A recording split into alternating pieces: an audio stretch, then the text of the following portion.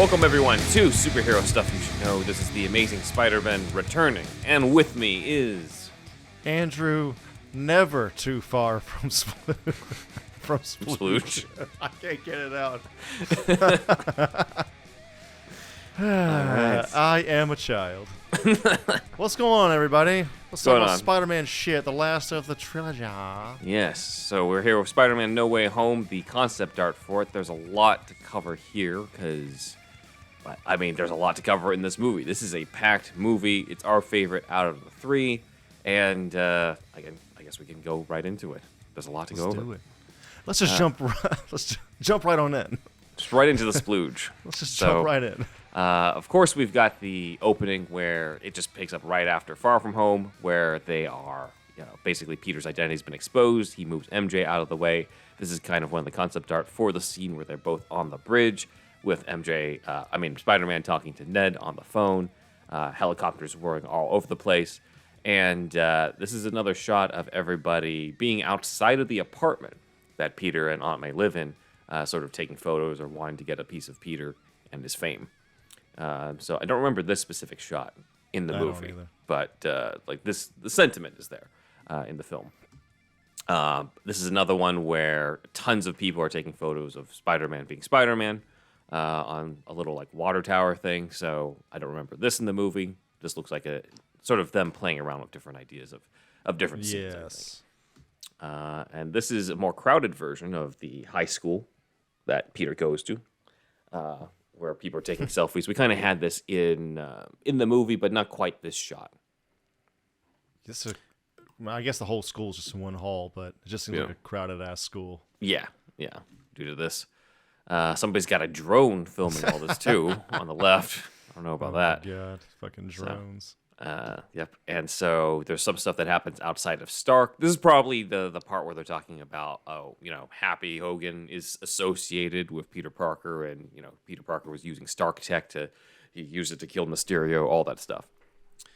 And then here's where we get interesting, possible deleted scenes footage. There's multiple concept art of Peter as Spider-Man visiting J. Jonah Jameson's house in this, where Betty Brant, so Betty is the girlfriend to Ned in the previous one. She works for Jonah here, so that's her, the blonde girl here.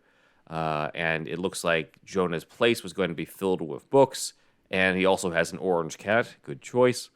And this is a great shot here. So this is Jameson sitting up from his desk, revealing that he's not actually wearing any pants as Peter walks in with his mask off.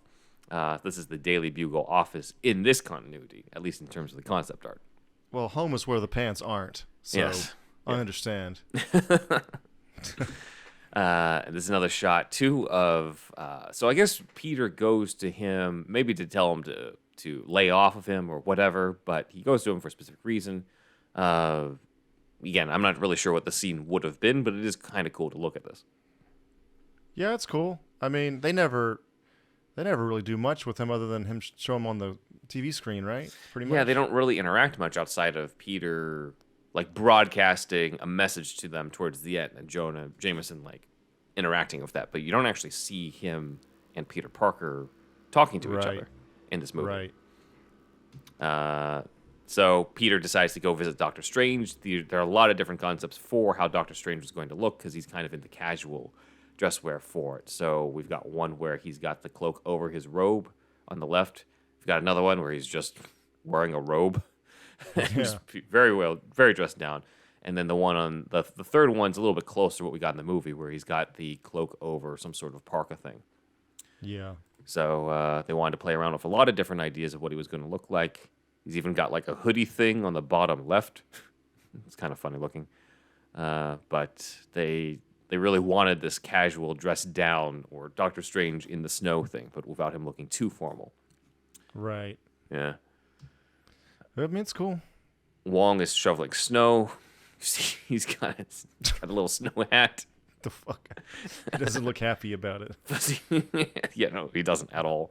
So it is kind of funny. They did concept art of Wong for this.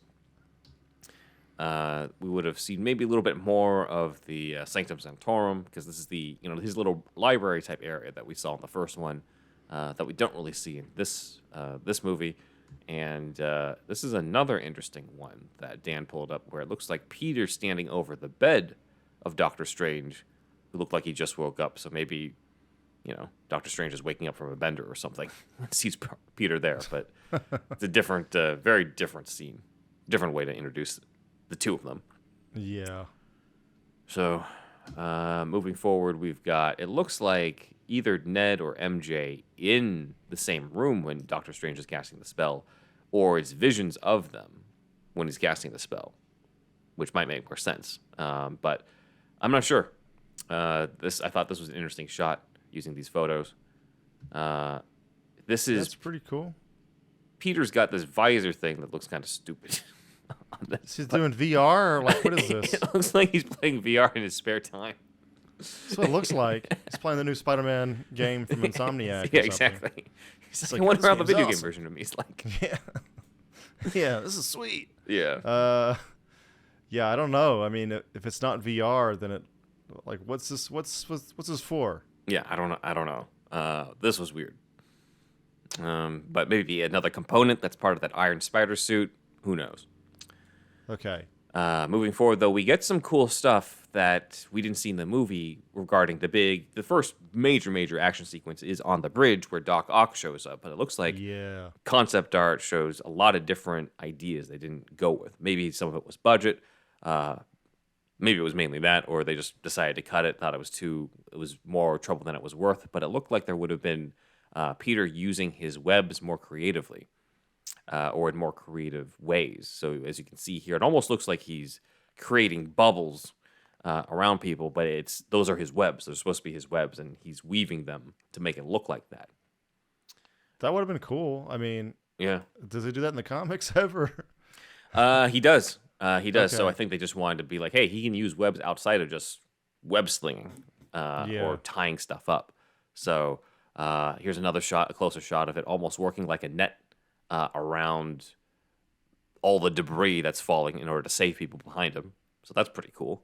It'd be cool to see something like this in the next one. Yeah, for sure. Because we really haven't seen these moves yet. Yeah. Especially because now he's like, you can't really say he's a rookie Spider-Man anymore. He's got more experience. Yeah. He's got new tricks, maybe. Yeah, definitely. He can kind of reprogram the shooters on the fly. Yeah. He builds a slide full of webs in this concept art here so that people can safely slide off the bridge and evacuate. So that's pretty cool. That kind of be the opposite of sticky, though. Like, yeah. I mean, I get it. I mean, I kind of get it, but yeah, I like the other ones more. Maybe I don't know. It's cool to see what if, but yeah, maybe that's the reason why they scrapped this. So he's also used the webs in order to create a bridge where the gaps in the bridge have been blown off due to all the different things that are going on. So that's another way that this is done. But I think most interesting is the fact that the concept art for Doc Ock shows a very different Doc Ock than before. This is Molina, who's gotten a glow up, it looks like. He's he's kind of glowing, too. He's like a little bit red face. Yeah, both. Yeah. So looks-wise, he's now grown a beard, doesn't have glasses, does not look like he did in Spider-Man 2. It almost seems like, we'll bring Alfred Molina back, but give him a different look, almost as if he's a variant of that version of Doc Ock, though, I think the idea was to bring in the same Doc Ock from Spider-Man 2. Maybe they were giving him an upgrade, but this is almost too much of one, I think. You got to make him recognizable as that version. It's like evil Spock or I was Zod. thinking that too. Like you get the evil beard, the goatee. If they have the goatee, they're evil. But you don't need that for Doc Ock. I know. I mean, the dude has they did tentacles. I know. He's always evil. I guess I just wanted to see something new here. Yeah. Maybe for like a MCU version on that Earth, if you want to have him encounter it again. But we have more of this bearded Doc Ock. That again, I'm glad they didn't go with it. If you're going to bring back these characters, then have them look close to what they looked like back when we first saw them. If this is a new version of Doc Ock for this world, then sure, okay, re-envision him and give him a beard, fine. Mm-hmm. So Drew Goddard's Sinister Six, a bearded Doc Ock probably would have been welcomed. You know, you want to make but not him yeah, different, but yeah, not for Molina's return. yeah. This is closer because This looks a lot like the comic book on the right yeah, here. it's closer to the comic book. So I thought this was cool to see. You bring Molina back, but make him a little bit more of the comic book version. Which again, people could still argue, well, then it's definitely a variant. But you know, it is the MCU where I know that they've been a little bit more spotty on this lately, but the looks have been famous for basically trying to bring comic book images to life. So I can't blame them for at least exploring. There's a little bit more Molina. I would be interested. Actually, I'd be interested to hear Tim's thoughts on some of these because he was not involved with No Way Home. I was thinking that, yeah, like the fine motor skill movements. Yeah, I seeing this hold the cup here reminded me of Tim talking about that actually. Yeah, definitely. And the tentacles look different in some of these too from what was in the movie. Yeah, both movies. Bearded Ock again. This time he's got long hair. There's something about Alex from our patron Alex and fan and he's a host of many different podcasts, including Night of the Batman. But he's kind of like sick of the whole like you meet some character who hasn't been around for a while and he's always got long hair and a beard. He's like, why does he have to look like Methuselah? It's like a vagabond. They want to give it like a vagabond look. I think that's their thinking, but they don't need to do that every time either. No, and it doesn't make sense, especially in this context. Maybe it was different in the original script, but the context was always they pull them out from different points of like the third act of the Spider-Man movies. Yeah. So why would true, it look like this? I know, it doesn't make any sense. Maybe the script was slightly different, though. It seems that's like why they did right? that. Yeah. So this is the bridge fight that looks like it was a lot more destructive. You see Doc Ock on the left, but in the middle center, it's the same goddamn thing. In the center, you see Green Goblin. So it wasn't supposed to just be a bridge fight with Doc Ock, because in the movie he fights Doc Ock, defeats him, and then you see the Green Goblin, and then he gets transported out of there by Doctor Strange. In the original concept art, though, it would have been Holland versus both Doc Ock and Green Goblin. Which just Holland? Yeah. So, yeah, just adding Green Goblin to that. At least for this bridge sequence, for this original bridge sequence. So you've got Green Goblin. The original, here. In the beginning of the movie. the beginning here, yeah. Yeah. So you've got like everything looks a lot more destructive here, right? Doc Ock is up in the air with the tentacles destroying shit. You've got Goblin gliding. I like how chaotic that is, but it seems more focused when it's just Doc Ock. Yeah, it does. It does. Because you need to introduce these characters or reintroduce these characters, I think, a little bit more gradually. I think, hello, Peter, Yeah. Yeah. So, it would have taken away the impact for sure. Yes. For both of them, yes. I think. Yes. Gobby's built up a little bit more, right? Where like he shows up, it's mysterious, and the next time you see him, he's Norman Osborn. And he's trying to still be Norman Osborn, and he doesn't really reappear until that, the fantastic apartment sequence. Right. So a little bit more. Again, Ock on the bridge, destroying it. Green Goblin on the glider. Spider-Man trying to swing away. Are these supposed to be black and white? Yeah. Oh well, actually, I don't know. They're black and white on my screen, at least. Okay. Good. So I was like, whoa. They're supposed to look like this in terms of the ones Dan put in. Maybe the copies that Dan had or had put in just happened to be black and white. Got it. Okay. At some point, a train was supposed to get destroyed too. Like this is a lot more. This is cut for budget. Yeah, I mean it's cool as hell, but cut for budget, man. Yeah, because if the whole objective is he meets Doc Ock and Green Goblin, they found another way to do it without having to resort to this. Yeah. Something involving water too. Fucking vacation got ruined, dude. Exactly. This is a hell of a shot. This little kid's never going to forget this. Oh no. Stuff under the bridge. So you got Spider-Man on top of a car, trying to get away. Maybe as Doc Ock is the tentacles, and again Gobby on the right. It's just all sorts of shit happening here. Get another shot of all three of them. There was a lot planned, as you can see. A chase. There's a lot. Maybe. There's a lot going on. Yeah, it looks like maybe a chase. It would have started at the bridge, but then led into some sort of chase where Peter's hopping from one car to the next as they're coming after him. And there's now one in color. This also would have been an action sequence where we would get to see more of Dafoe in the mask. Okay. I'm laughing. I'm laughing at Spider-Man's foot meeting Doc Ock's face. I know. So, but yeah, great shot here. Yeah. So we have some more concepts of Green Goblin. So they played around a little bit. Obviously, they still had to use the base of what was in the 2002 movie, but they wanted to play around more with it. As you can see, add a little bit more purple, gave him kind of a purple hood. They didn't do this, right? It didn't quite make him look like this. This is pretty cool, I think. I guess a little bit like this. This specific shot his is suit's not, cool. Yeah. Maybe the gliders, I don't know. It's not the worst thing ever, but that's interesting. They just have like the controls at the legs like that. Yeah. So this is a different version of the glider with him putting them into the, the leg controls, the feet controls, and it looks like a broken version of the Raimi Goblin mask at the center of it, which is an interesting idea. It's not the worst ever. It's okay. It's definitely better than all the ones from the Amazing Spider-Man 2. Yeah, that was bad. Yep. I mean, it's fine. Yep. So a little bit more glider stuff, but overall, let's go into some of the concepts. So looks like Jim Carrey. a little bit. I think they wanted to play around with, hey, let's not hide Defoe's face like the 2002 version got criticized with. So let's make it his expressions, but still play around with something that make him look more Goblin-like. So it looks like they try to do some sort of cheekbone to forehead appliance to give him the Goblin ears, which I don't know, it looks weird. The one on the right looks a little closer to that, but it could also be weird because I'm not really sure what that's supposed to be. That's covering his, the top half of his face. Does he just randomly get a Goblin mask? Goblin mask? I'm not sure what they would do to keep to have the face there, unless you do like the thing where he's like kind of transforming more and more Goblin-like the original idea, the practical effects idea they had. Yeah, that's the only way I can think of.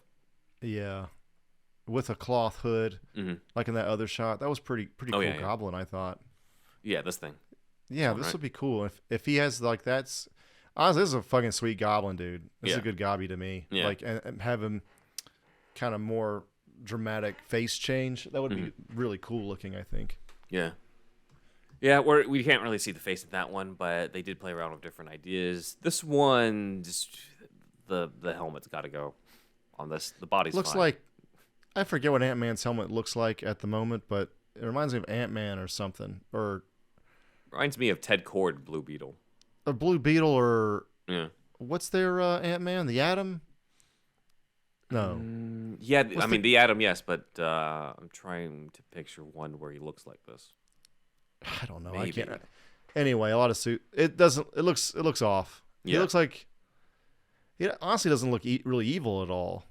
Yeah, it looks like the Green Beetle to me. Yeah, he looks like a Ted good Kord guy, Green Beetle. kind of. Yeah. Nothing in the design looks evil, really. It's really that mask helmet doesn't really work. Lame. Yep. Moving on. So this was one where the glider just looks like a fucking drone here. I don't like this. But take it out. It looks like Dafoe would have worn leftover Stark armor for his Goblin piece, which is kind of a cool idea, but we do need to get away from the ghost of Tony Stark in this. I get tired of Stark tech influencing every single thing. He has Osborn tech, man. Come on. Do something different. Well, I guess it's not in this universe, but still. Oh, well, that is true, actually. But this looks so Stark, regular MCU. It's too Starkish. Yeah. And we have this, which is basically the basement area of the Doctor Strange Sanctum Sanctorum, where they end up capturing the villains.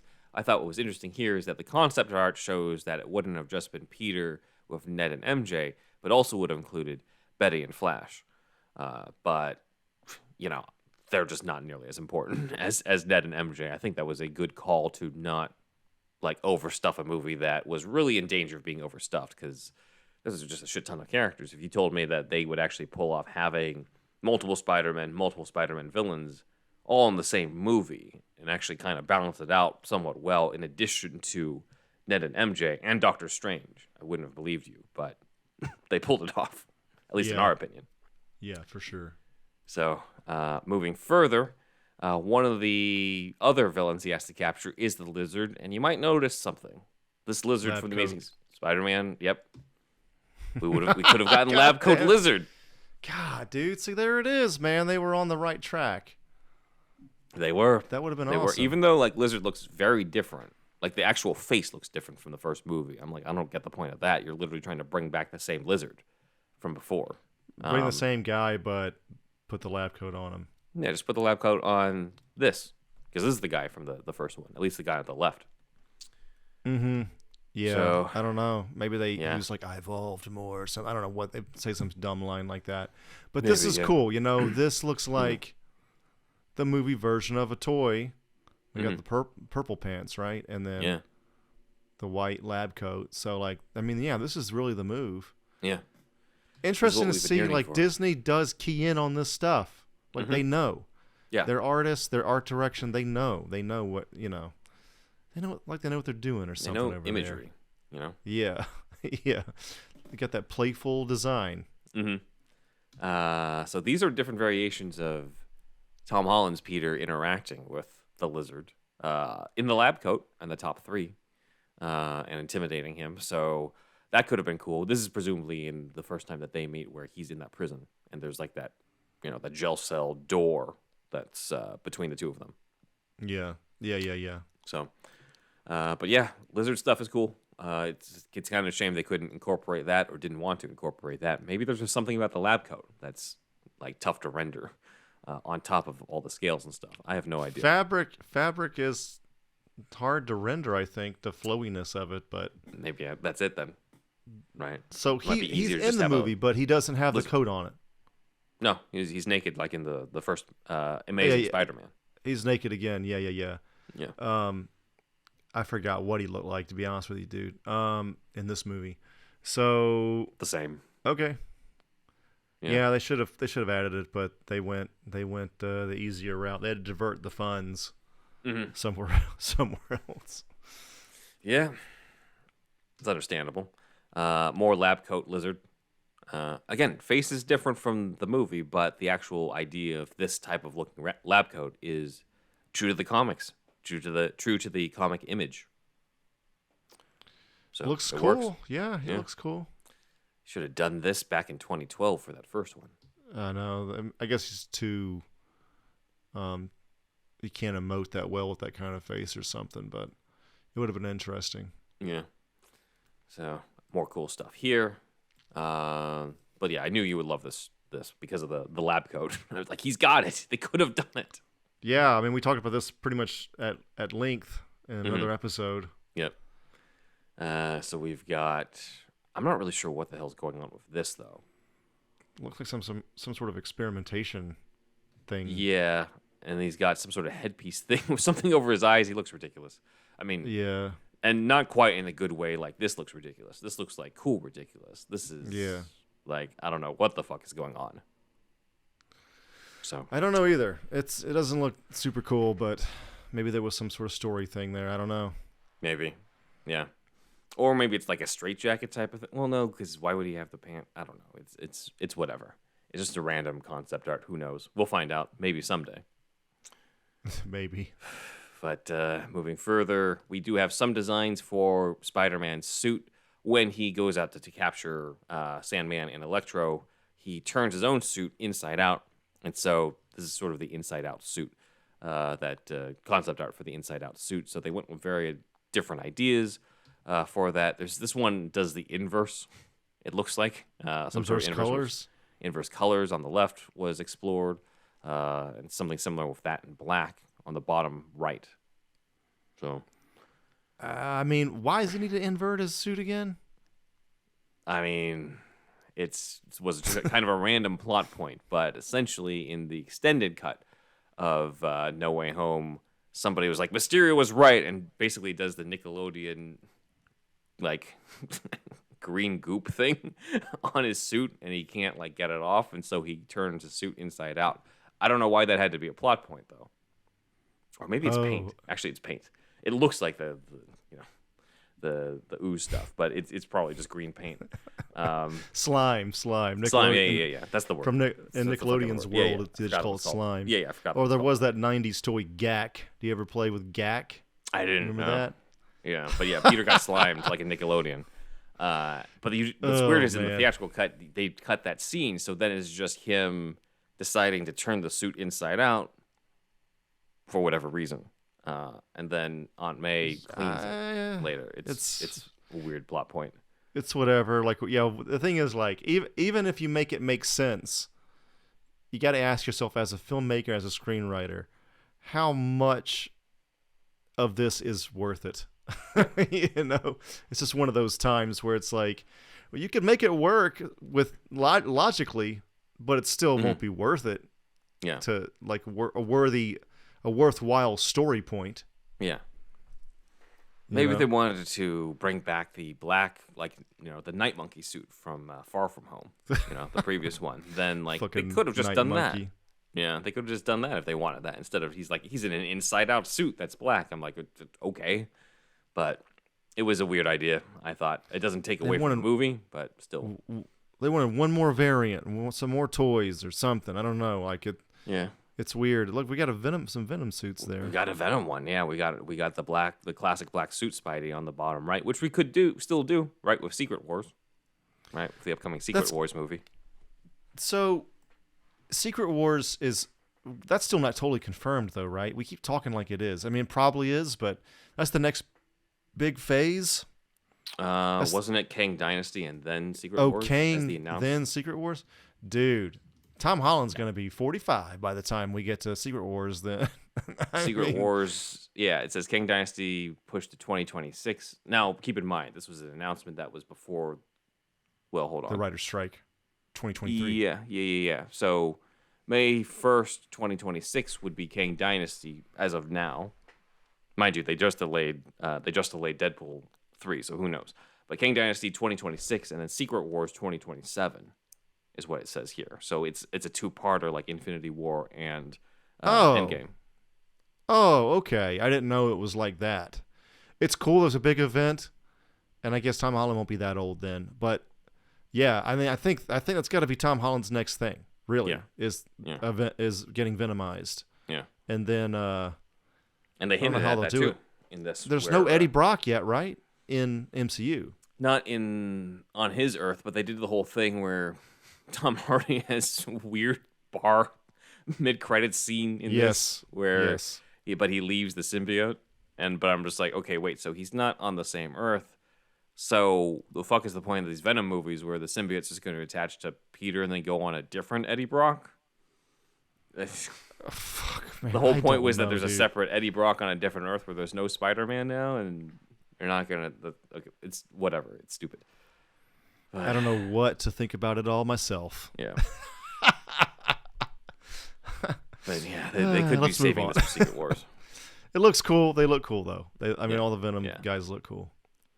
There's another variation of him in this suit, the inside-out suit with the gauntlet that Doctor Strange gives him to capture all the villains from the other Earths. So, could be pretty cool. Yeah, it's pretty cool, and the Venom stuff could be cool for Secret Wars or beyond. So, this is what we got for what feels like the first half of the movie. Obviously, there's a lot of different returning characters, starting with Electro and Sandman, and we'll cover those guys after the break.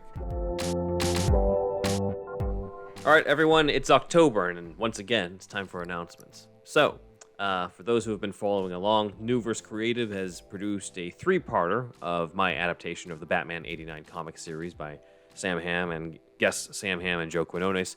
It is a streamlined version of the comic story, and because we couldn't have Easter eggs that were visual, since it's an audio drama, I put in some Easter eggs that are in the narration. Now, I believe it might be out by the time that this gets released, but Newverse Creative will, they previously announced or they previously released it in 3 parts. There will be an overall full cut released in one of the entire audio drama that will be slightly extended as well. So if you actually heard it in all 3 parts, you can hear the full-length version, all edited together with a slightly extended ending. And it'll also include some trailers of upcoming audio dramas that I was involved with, including ones that you might have heard previously before in another episode where we edited it in. So you'll be hearing a lot more of those coming soon. So that's what I got when it comes to the Nuverse Creative stuff. Stay tuned and subscribe to them as well if you want to hear more of their stuff. Now, it is also time for our charity drive, and this one is for a friend of the podcast. So Billy Grysack is in charge of, the Clubhouse Club room, Everything Entertainment, and that was something that we shout out to every now and then in past episodes, and they sort of helped us. It was through that room that I met Rob Ailing over there, and nice. Billy, unfortunately, is he was a cancer survivor, and unfortunately, he has cancer again. In battling cancer, he has set up a GoFundMe over at gofundme.com/f/Billy-Grysack, and go over there, help support Billy, he's a great guy. He's a huge fan of superhero stuff, and just want to do what I can to help him out. So please do that. Please check it out. The link is in the description. Yep. And then over to Andrew. Okay, everybody. So please check out metalforce.ninja, www.metalforce.ninja. By the time you guys get this episode, the Kickstarter will be over. And also we're the Twitter is Super Metal Force, so you can find us there, and the Instagram is Super Metal Force. No, sorry, the Twitter is Metal Force Movie, and the Instagram is Super Metal Force, and the Facebook is Super Metal Force. So check us out there. That way you can keep up to date with us as we continue all of our things as far as Metal Force is concerned. And then, and also thank you to everybody that donated. So awesome. So we will continue to chug along here. And the other thing before I'm done is Gaming Gaiden is coming back for a second season. And we're close to finishing the recording. The way we do Gaming Gaiden is we record the whole thing and then edit and then release, those 10 episodes in 10 weeks. So season 2 is almost done entirely, and we'll start releasing soon, probably November. We'll see. So yeah, stay tuned for that. If you guys are into that kind of thing, it's a video game podcast I do, and it's called Gaming Gaiden. That's Gaiden. Gaming Gaiden. Nice. All right. And that's it for October. Thanks again, guys. Well, you catch more flies with honey. Hibby-hoo, hibby-hoo. If you like catching flies, that is, you stupid fuck. We are back for more No Way Home and more Spider-Man villains. So, let's go into it. Jamie Foxx was famously looking like a blue horror movie monster thing, and they decided to scrap that completely and give him a different Electro type of look to him. So here we go. This is a lot more true to the comics in these versions, not what he looked like in the movie, but it's a cool idea to just be like, what if the lightning that sparks off of him naturally creates that like starfish type of mask that he's got in the comic? So admittedly, that is like a pretty crazy mask. I mean, I'd like to see that, like a super realistic version of that. But it's one of those ones where I can like with the Vulture, I'm like, I can kind of see them trying to update that a little bit. Yeah. Yeah. So this is what we got, and not what we got in the movie, but what we got here. And you can see that they just they definitely did not seem to consider continuing the blue look, even though they tried to they tried to carry over the same look for the other characters. So this one in particular, maybe it was a request from Jamie Foxx. It probably saved them some money on the fact that they wouldn't have to put him in all that blue makeup again. And he probably didn't want That's to probably do all cheaper that than that makeup's probably cheaper than the VFX though. I think. I could be wrong, but he's not in this though. He's not in the mask the whole time. What they ended up doing was just kind of doing that for one shot. Yeah. So that was probably the compromise. They're just like, we can do this, but it's going to up the budget a lot. So Like, they're just even like, when let's do it for one moment. when you updated it a little bit, at least keep like the main colors though. Like them making him blue was definitely like not the move. So yeah, it was cool they kept him. The end product was him still green, kind of, right? In Not Far From Home. No Way Home. Oh yeah. In No Way Home, it was yeah, it was greenish, green and yellow. Yeah. So yeah, at least have your basic color scheme still there. I don't like the one on the far right. I don't know what's going on with that suit. Too plain, man. It looks like it's been damaged. Yeah, also that. Yeah. Yeah, and the others are too plain. Yeah. Similar stuff. I don't know what's happening with the one in the middle. Or even, it's a mess. They decided to. Oof. This looks like I don't know what this is supposed to be, man. It's clearly a tough character to get down visually. Yeah. Let's see. So yeah, that's what I fucking got for Electro. That's all we got. Yeah. Yeah. It's at least the original designs. Kind of a challenge for sure. Mm-hmm. What they did was fine. I don't know. Yeah. It's whatever. Yeah. Sandman was easier because he's just literally a man of sand. So that's, it is what it is. He's talking to Peter here as he's protecting him from the electricity. So that pretty much carried over, along with this stuff where he forms the sort of the Sandman. Well, not the sand. He is the Sandman, but the sandcastle type of feel to him. And that's because he's not really in his human form that much. At all. And when it was archive footage from Spider-Man 3. Oh, okay, yeah. So Thomas Hayden Church was mainly doing this as a voice actor role. Gotcha. And I think Rhys Ifans did the same for Lizard, since we didn't. Yeah. He was going to be in Lizard form the whole time anyway. And so the one time we see him turn back to Connors, it's like footage from the Amazing Spider-Man, but like kind of, edited in. Yeah. Let's see. More stuff of Sandman and Peter fighting Electro. And Peter, I guess, getting electricity flowing through him. Electric shorts. That's the exclamation marks over his head. Honestly, it's great, dude. That's amazing. That's really fun. Mm-hmm. So that's cool. So this is from the Doctor Strange sequence where he's fighting Doctor Strange and everything's going all. It's that visual that we praised from the first Doctor Strange. That wasn't in the second one, where he's in like that prism inception type of feel. So he's caught that over here and in here. People are just getting mixed into other people.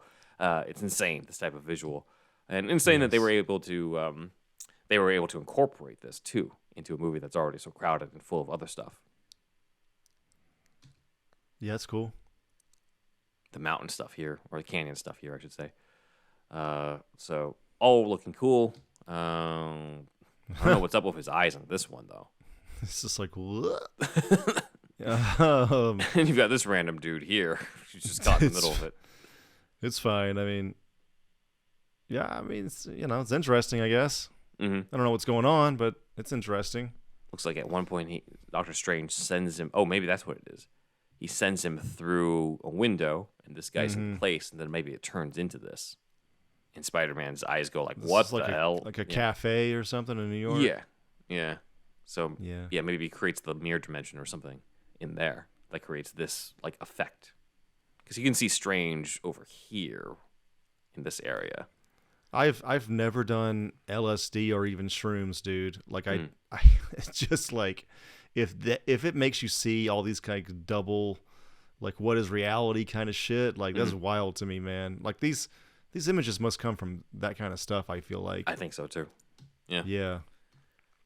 So this is Peter in the Happy Hogan's apartment with all the Stark technology to help the villains. Sandman in this concept art he's still the part human Sandman that we saw in Spider-Man 3. So this might have been coming down to like what works for Thomas Hayden Church's schedule at the time, because obviously him being just Thomas Hayden Church in clothes would be cheaper than what they ended up doing, where he's in sand form the whole time. But it probably was that in some form. It's got the Patagonia jacket from the other guy, the other last episode. Yeah, he does actually. This would have been Otto Octavius after he's been cured, I think, where he's in this nice little sweater. He's got that cardigan, dude. Yeah, this little cardigan thing. So yeah, he's got to get it. He's going on a date. Yeah. And it looks I went out and got a cardigan. Oh, yeah. Mm-hmm. After seeing Michael Keaton wear one. He was wearing one, right, in the Flash? Yeah, in Flash, yeah. So I got one in the middle of summer, dude. It was on sale, though. So it's like, all right. Yeah, I remember this. Yeah, so, I haven't gotten an ascot or anything yet, or cravat or whatever. But without the ascot thing, he does seem to be dressed similar to Keaton when he was in the cardigan, because he's still got like the sweater, turtleneck type of look. It's weird, man. Yeah.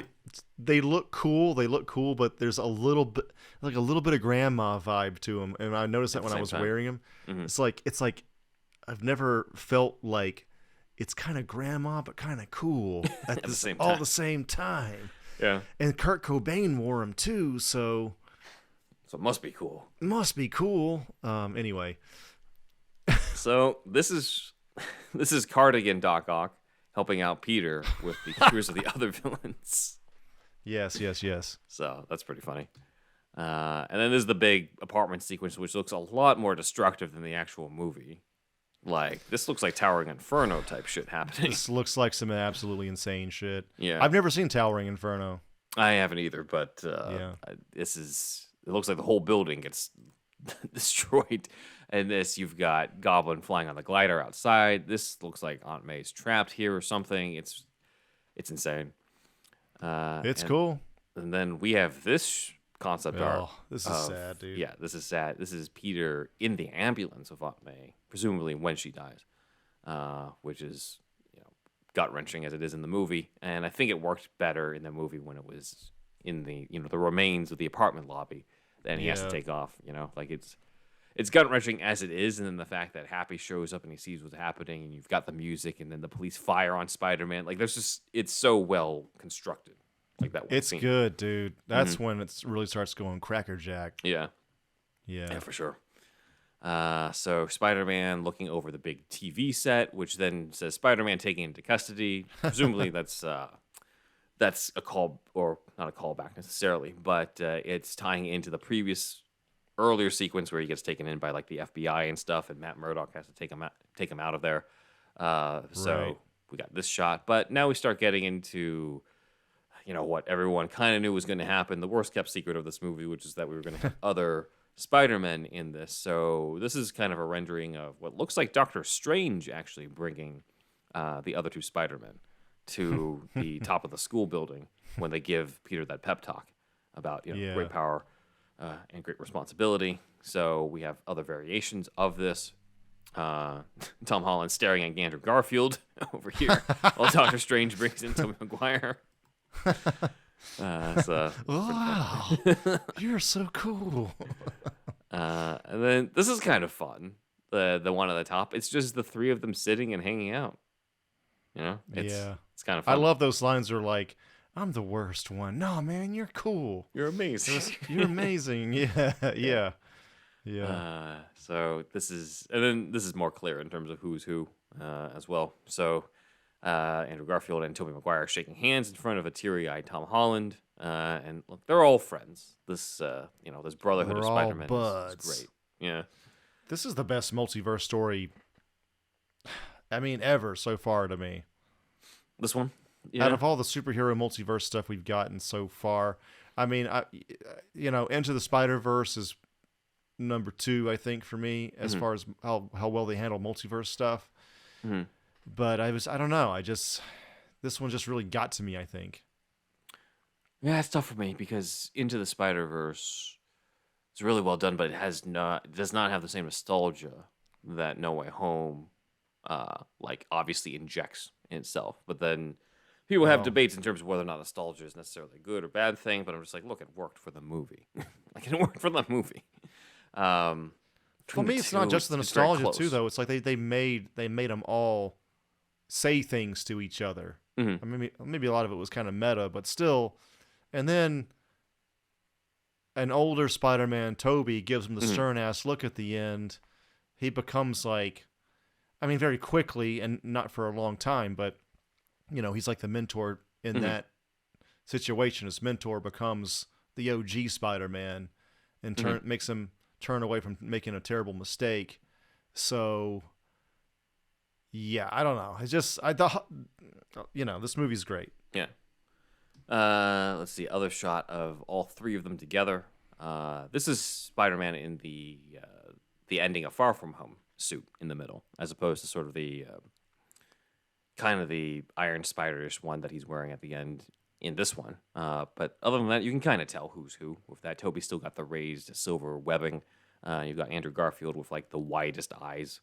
And then the long, like daddy long legs for the spider in the chest. So you can kind of see who it is.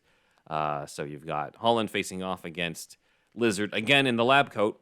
Over here, you can see the lab coat. Yes, they all wanted it. I think everybody behind the scenes, but the director, maybe it was even the director wanted it, but the budget was an issue. But yeah. Well, a lot of people behind the scenes wanted this. I think. Yeah, that's what it feels like. All three Spider-Men. This is really cool.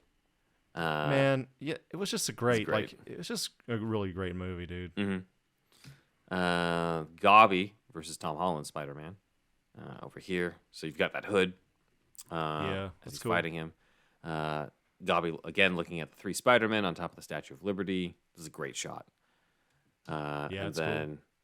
As we're going through it, there's going to be some stuff in here that's a little surprising that was not in the movie. So this is Gobby dragging. It looks like he's dragging Doc Ock out of the water or something. So it looks like there would have been a Doc Ock versus Gobby confrontation in some way, a little bit more than what we got in the movie.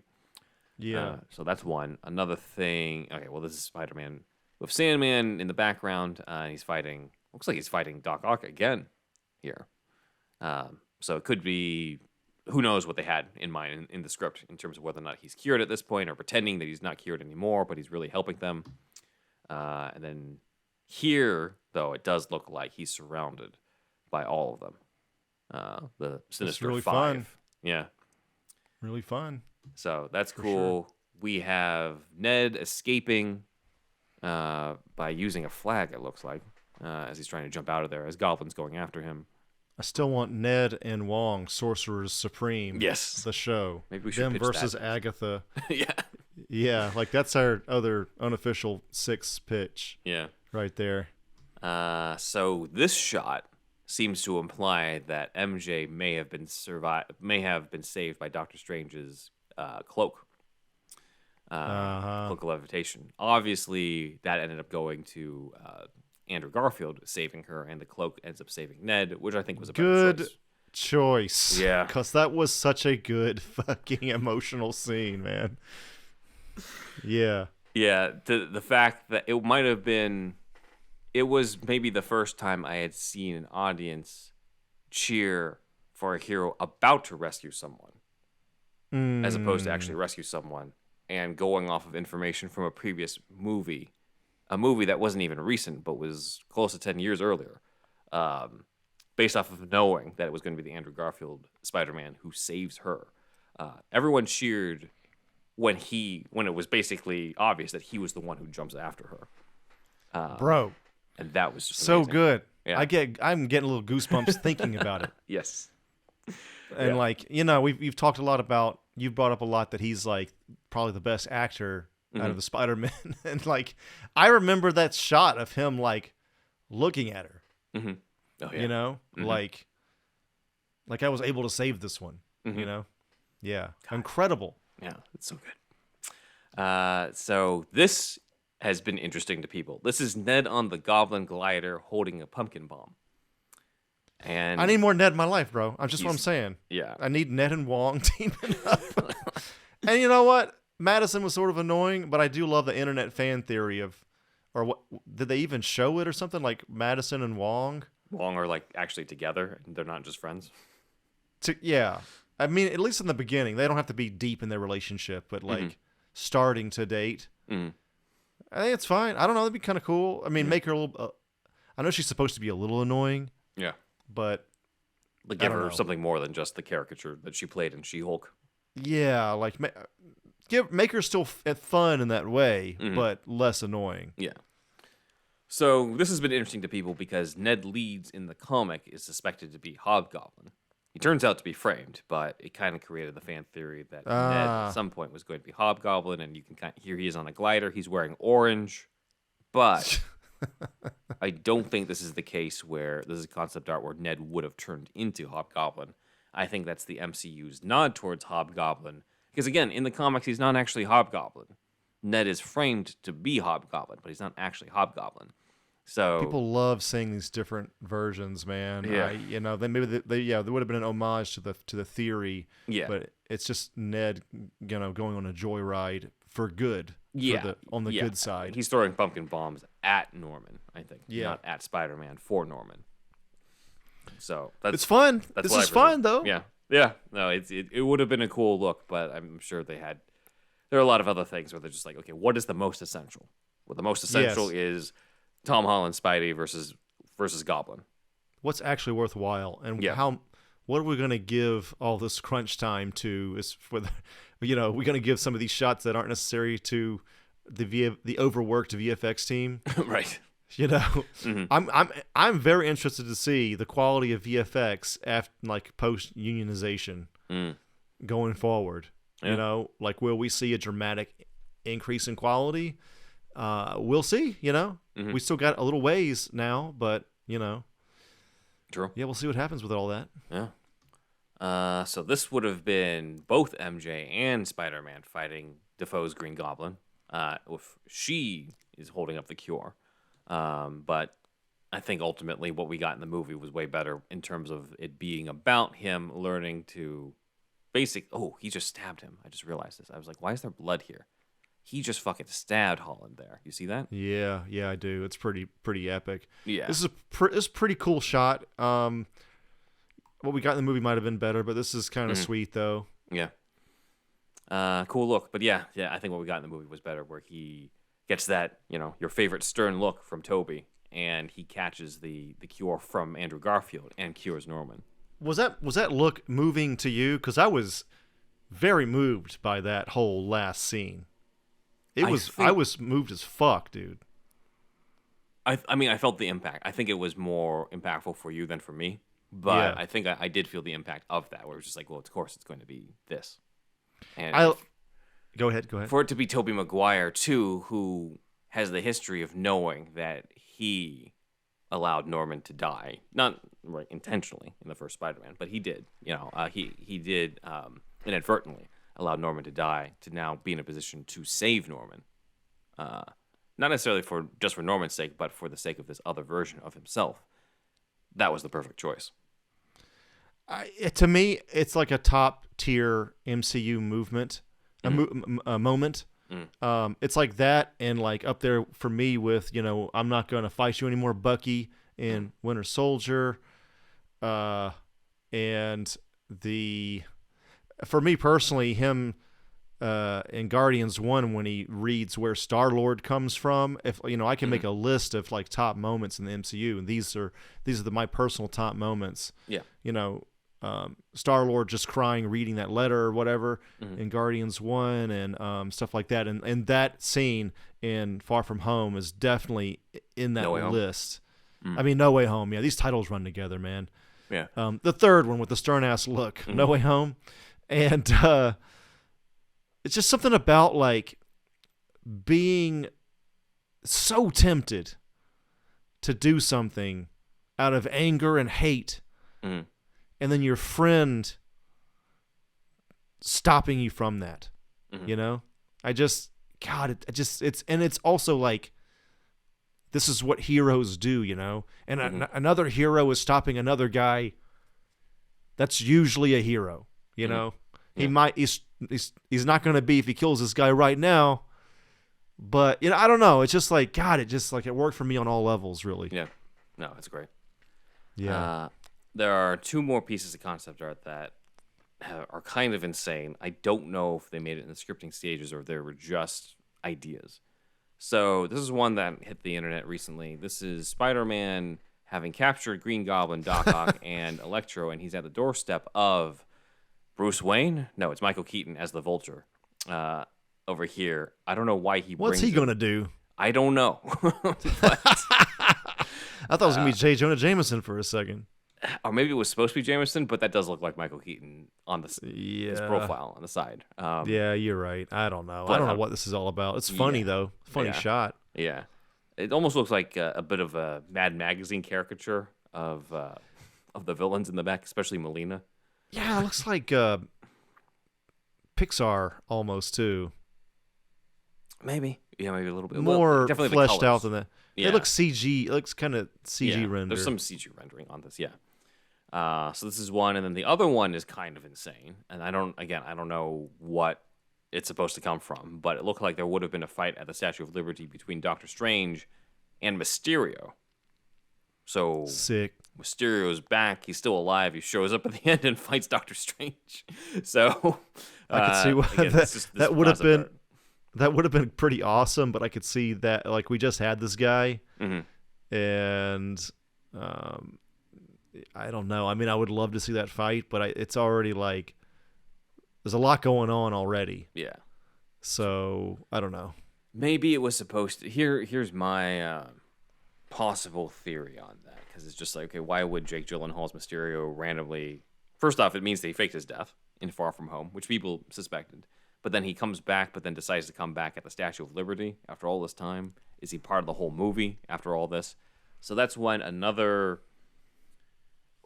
I think a lot of fans love their speculation in terms of who was going to show up when, but like maybe this is when Doctor Strange says, hey, they're coming through the breach in terms of at the end where the skies open up and they can see all the other people who know Peter Parker, Spider-Man coming through. Maybe this was a Mysterio from another Earth to show up.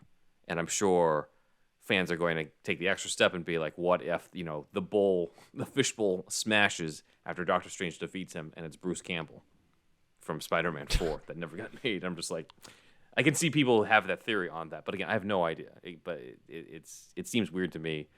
That would be how I would do it, though, if you're just like, you need to have Mysterio for one scene. I'm like, well, it doesn't make sense to bring Gyllenhaal back for this. No, and I mean... there's just a lot of other things I have to pay attention to in this final that are way more final important. act. Yeah. I mean, look, Mysterio versus Doctor Strange, I want it all day, but it's not for. It's just it's you got to get to the other things with this movie. So that's what we got. These are some of the insane concepts in terms of designs, but also like different scenes we did not get on that. But yeah, I think some of the craziest stuff is what we got in the finale. Just it's already a crazy finale as it is, but to think of all these other different variations here, especially a lot going on. They did make it look like they made a lot of the right decisions. Like with the last one, they're kind of like giving Mysterio short shrift. Ultimately, we kind of I think we were in agreement that they should have upped that VFX at the end, especially in the third act. Maybe end of second act too, and I don't know. But with this one, so we've had a lot of hot takes, especially you, Ben, with Spider-Man movies. But we are both in agreement. This is top tier. This is one of the best. This is one of the best MCU movies, hands down. This is how you do it. Crowd pleaser, amazing third act. All the other characters worked. They're not just there. They have something to say. There's something to do. They're important. They're emotional. It ends bittersweet. Also, like that's something, right? I don't think. If it was literally just like, okay, we sent the villains back, the end. He goes off to live off with MJ and Ned. There would have been something weird about that, I think. Well, it's that old adage, be careful what you wish for, you just might get it. Yeah. And he fucking gets it at the end. No one knows who he is anymore. It's so sad. But it's the way he kind of resets. He sacrifices as a hero. It was. I mean, even that, like past the stern look and all that, when they go into those scenes, it's perfect. It really is. You know, it's sad. I wish it was happier, but I mean, it's all.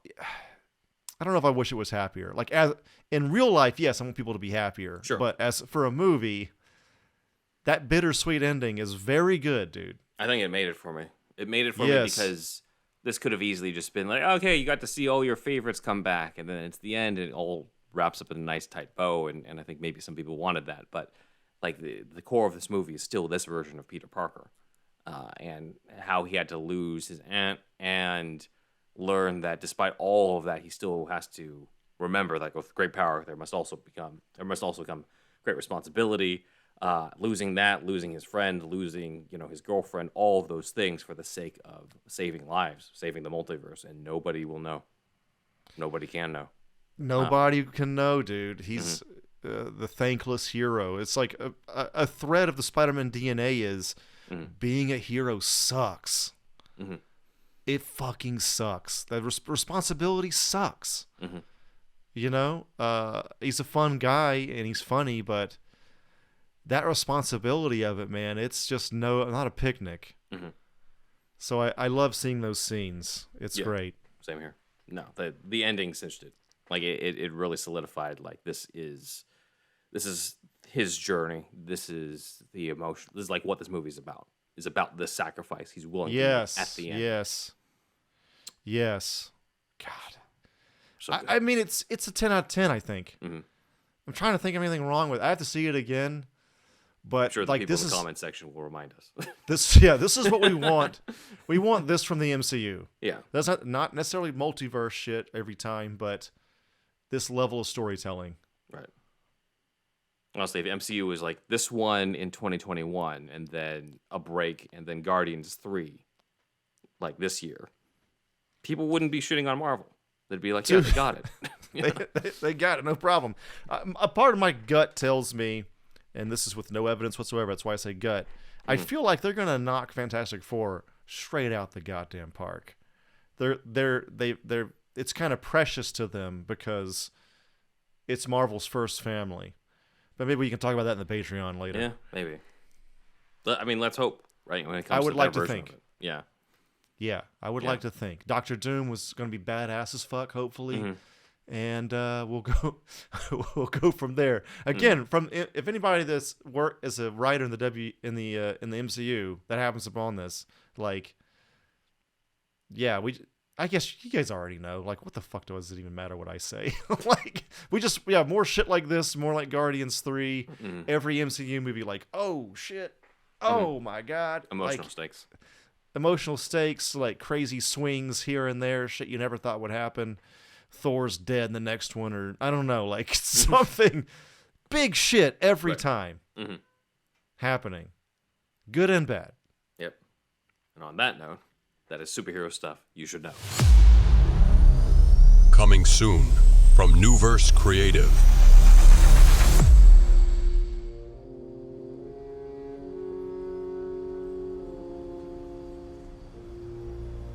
Riddle me this, Fred! What is everything to someone and nothing to everyone else? Your mind. In an uncertain world, in a chaotic time, justice wears a mask. Batman does not kill? What if those slain during his fight with Jack Napier, the Joker? Love is a game. Let's just say I could write a heck of a paper on why a grown man dresses up like a flying rodent. Bats aren't rodents, Dr. Meridian. Power is a machine. Question marks, Mr. Wayne? My work raises too many question marks! Here's one for you. Why hasn't anybody put you in your place? And revenge is a trap. The bat must die.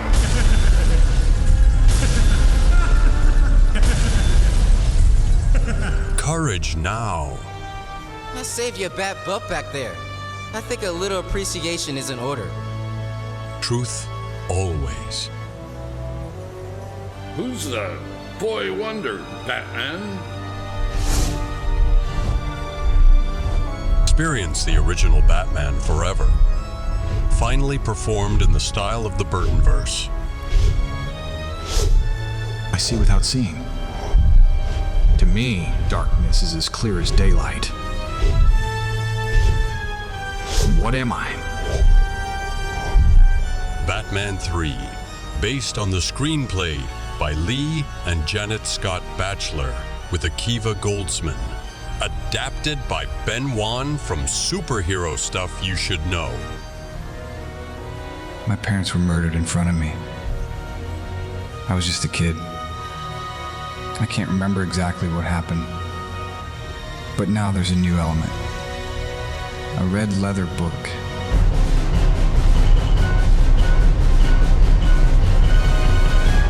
Coming soon. Big thanks to Dan for gathering all the concept art, all the visuals for this YouTube video. Thanks, Dan. Thank you. We are going to go over comments on the Pulpverse that we pitched on. So thank you guys for checking that out. At Dosoda said, I'm down for a League of Extraordinary Gentlemen type film featuring The Shadow, The Phantom, Dick Tracy, The Rocketeer, Doc Savage. I know The Rocketeer is a 1980s creation, but heck, throw him in there anyway. He had a great 1990s adaptation. Could be cool. Yes, I think people would watch this, man. It could definitely be like I think maybe you said it, Ben. Like it could be Apple Plus's thing. Yeah, their what they do on their network. You know, it's another fucking service to get. But anyway, from their perspective, from somebody that doesn't have a superhero thing yet, yeah, you know, it could be theirs. It's kind of up for the picking. I mean, there's a whole like, you know, we do this old school kind of thing, and maybe that turns some people down, some people off, but there could be a little bit of that too with this. Not too overly heavy-handed, but a little bit of like I'm old school baby kind of vibe to it. Yeah, definitely. So yeah, this is a cool team up, Dosoda. Yeah, definitely. Somebody get on it. Damn Fool Idealistic Crusader says the two biggest legends of the pulps deserve a definitive adaptation. I've dreamed of doing a Shadow film or series for years. The original pulp stories are relatively tailor-made for basic adaptation, and adhering to Walter Gibson's concept is the way to go. Bro, okay, if you're dreaming of making it, get your phone and some friends and go fucking make it, dude. And this is my advice to you. I'm doing this now with my shit with Metal Force. Ben's doing it with his stuff. So, I mean, if doing means making a film, well, yeah, you say Shadow film, yeah. I didn't know if it was a book or something for a second there. So, I mean, it'd be a fan film. He doesn't have the rights, but still, you do a fan film if that's your dream. Bandages don't cost that much. Talk to some friends of yours, the bandana. The bandana, I mean, yeah, like. Sorry, I got it mixed up with Hush there for a second. The bandana, yes, goes across his face. So yeah, I mean, this sentence stood out to me, man. Or the scarf, I should say, I guess. Yeah, the scarf. So, and maybe, you know, spend a little bit of money and get a tripod for your phone, and go from there, dude. Because I mean, that's how you do it. But yeah, cool comment for sure. Nice. Next one, Steve Newton 4110 says, as a huge Shadowfile and admirer of Doc Savage and other heroes from the pulp fiction genre, as well as someone who has essentially checked out from what comics and their recent live action interpretations has become, I have to say that this needs to happen. Well, we agree too. That's why we pitched it. Yeah, it's a no-brainer, really. Yeah, you know, I don't know why it's not being made. Glad we had a lot of Shadow and Doc Savage fans that we didn't know about in the audience. They're around. Cool. All right. Let's go into the shout-outs. Woo! Okay, everybody. So we want to thank Jack G, Put Your Guns On, and Michael C, and everybody else up here on the board. Thank you guys so much. And we have now told you about our friends, and we would like you to do us a favor. We want you to tell all your friends about it.